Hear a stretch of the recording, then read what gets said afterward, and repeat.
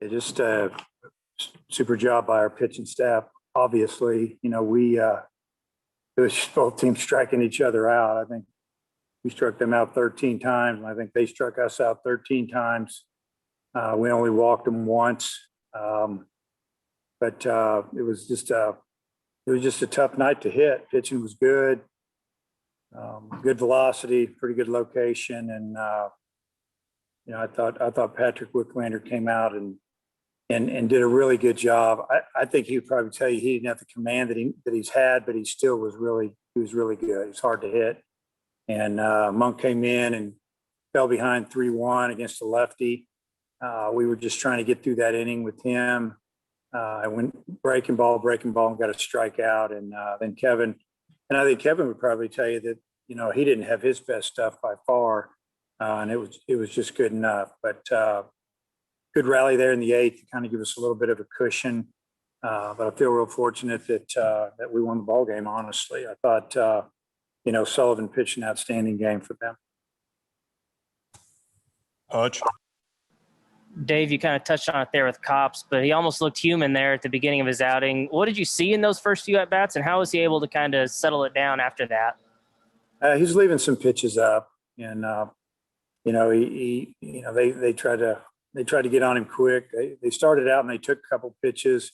They realized he was going to throw strikes, and then they started swinging. But just didn't really command the ball like he had, maybe as much. But he had some really good, pitches as well, where he got through some hitters pretty quick. But give Georgia credit; they battled and they fought us, and again, they're one hit here and there away from tying us, taking the lead a couple of times as we were, one or two hits away from blowing it open. We couldn't get it until finally Robert, fought off a tough pitch and just kind of slung it into center field. And he threw 54 pitches tonight. I mean, do you think he'd be available again tomorrow or Sunday? Oh, yeah. Yeah, he could go again. Matt? I thought Oppitz had a couple of big plays to the game. Had the hit in the second inning that gave you the lead, and then he had that kind of weird pickoff play. I think when Kevin was on the mound, those two plays, how big did you think they were to the outcome?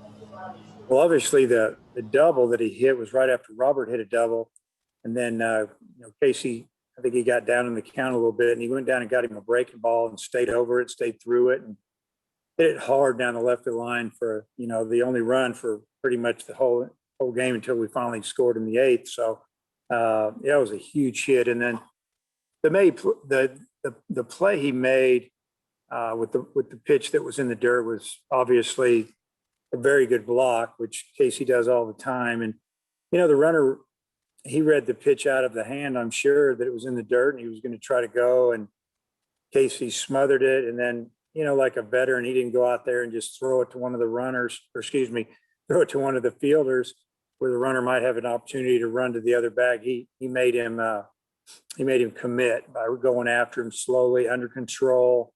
Instead of maybe a runner at second, all of a sudden they have nobody on, and I think that might have been with no outs at the time. So that was maybe our first out. I don't remember exactly, but it was a huge play at the time. And then Robert Moore fell behind 0-2 before he got the big RBI hit in the eighth inning. What did you think of that at bat and the way that he battled back to get the pitch that he could hit? That was just an outstanding at bat. I mean, he got down 0-2 and then he fouled a pitch or two off, maybe took a ball, took another, I think the 1-2 pitch was a slider in, and he called it a ball. And, they had a little visit. The catcher went out, and they had a long visit out there. The umpire pretty much had to go out there and break them up, and probably just trying to get everything, on the same page, what they wanted to do, where they wanted to throw it. Robert fought a pitch off or two, and then he got the big hit up the middle. It was just a clutch at bat, and a big part of the game. And we knew that, that it was going to be a fight in the ninth, and score two more runs was huge for us. Randy?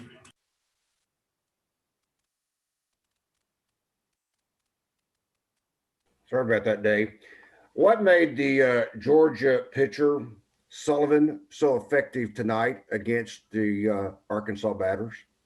Pretty much that he was throwing that, border, I would call it borderline strike ball, fastball at the top of the zone, high spin pitch. It looked like kept playing, and out of the hand, it looked like it was going to be down a little bit. And I don't think anybody hit it hard unless it was above, when it was above the waist. And he threw strikes, and he probably threw more strikes tonight than he has consistently.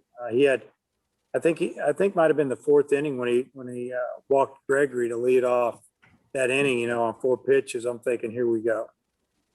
And then I think he threw a ball to the next hitter, and he's thrown 5, and then he might have thrown 2 in a row, and then he got it together. I think it was he did a nice job of flipping the switch there and finding the zone, but it's really difficult to hit that fastball that was up in the zone. He's kind of a short arm lefty with a little bit different arm slot, and we just did not track it very well, obviously. Dave, did the 1-0 score after 6 kind of dictate Kopps at that point? Yeah, I mean, we felt like we had 9 outs to get. We had Kevin getting ready. If Monk wouldn't have got that lefty out, we would have brought him in, because the game right there, the way the game was going, we felt like that could be the ball game. And if you remember, the runner ended up going to third base, I think, I don't know exactly what happened, but we had a 3-1 count on the lefty, and Monk threw a really good breaking ball for a strike, and then he threw another one, and he got a check swing, strike 3. If he wouldn't have got that hitter, we were going to bring Kevin in there, and he would have, had to get probably obviously 10 outs. Wild pitch, moving to third. Thanks, Yeah. Coach. Okay. Aiden.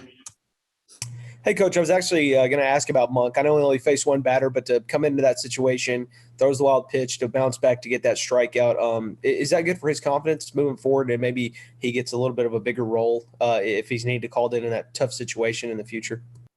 Yeah, well, we have a lot of confidence in him. I feel like that, that Caden's confident, and I'm sure that was big for him to spin 2 breaking balls in a row in that situation and get that big strikeout. And if it had been a little different situation, maybe a 2 or 3 run lead, we might have sent him back out. But, we kind of had to go with the formula that's been winning right now. And, we didn't want to look back and say, why didn't we go with Kevin there if something didn't go right. But, yeah, Caden, he's a guy that we have no problem putting him in the middle of the fire, so to speak. We've done it really the last 4 weekends. Andrew. Hey, Coach. Last week, Wicklander threw almost 80% fastballs, and tonight it seemed like he was getting ahead with his off-speed more. How encouraging is it to see him continue to put together some good outings in different ways? Yeah, he did.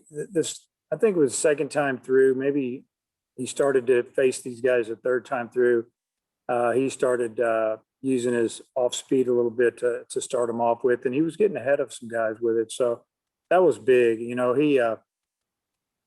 They were swinging. He wasn't really getting the outer half with right-hand hitter up. The 50-50 ball is what we call it, the one that's really right on the outside corner, maybe just a touch off. He wasn't getting that pitch, and but he was getting the inside fastball to the right-hander, and he was able to get it there a little bit. But yeah, I mean, he's put together some good outings now. He's given us a chance to win.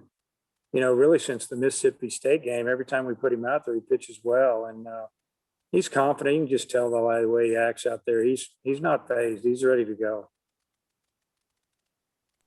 Hutch.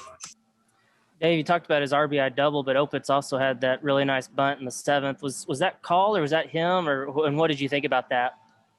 Yeah, we put the bunt on right there, hoping that he would get it down the third base line, and at a minimum we'd get a sacrifice out of it. It was that kind of game, 1-0, and we all of a sudden we had the bases loaded, no outs, and we don't score, and you're thinking, wow, man, this is going to be tough. You don't get away with that too much in those type of games and hold on to it. And that was a tremendous bunt. A little slick out there from the rain, water coming up at night, and it ended up being a really, really good bunt, but we didn't capitalize on it. And speaking of that situation, I mean, with the righty reliever, was there any thought to maybe pinch hit with Smith for Nesbitt there in the 7th? Yeah, but it all comes down to your defense because we had the lead. I mean, yeah, it was more than a little bit of thought on it, but it's even if we hit a sac fly there, we got a 2-run lead, and I bring a pinch hitter, and then we don't have our most experienced defender in there. It doesn't mean I'm going to play him every day just because of defense, and Smith will be in there tomorrow. But Jacob has been there in many tough situations over the last few years, so he was the guy that we wanted in there with the lead late in the game. Randy, you have anything else? Just one more, Dave. When Kevin came on in the 7th, he kept scuffing around on the mound. Was there something wrong with the mound, or maybe his cleats or the dirt? Yeah. He just didn't look comfortable. Yeah, both pitchers were doing it. I think Wick was doing it a little bit too earlier.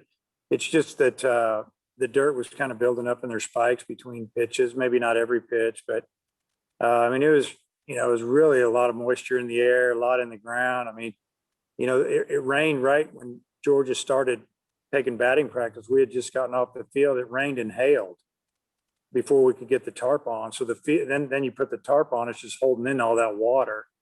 So it was, it was real tacky out there. Really, that was the issue.